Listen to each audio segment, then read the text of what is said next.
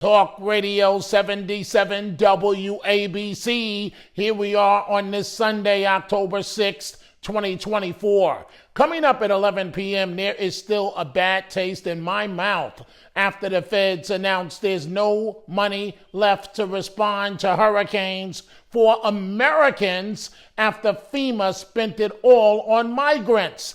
Does this administration intentionally want to lose the election now less than a month away? We are taking your calls from around the country at 646-720-0635, and you can listen nationally at WABCradio.com. I will see you soon. Want more Dominic Carter? Download the 77 WABC radio app.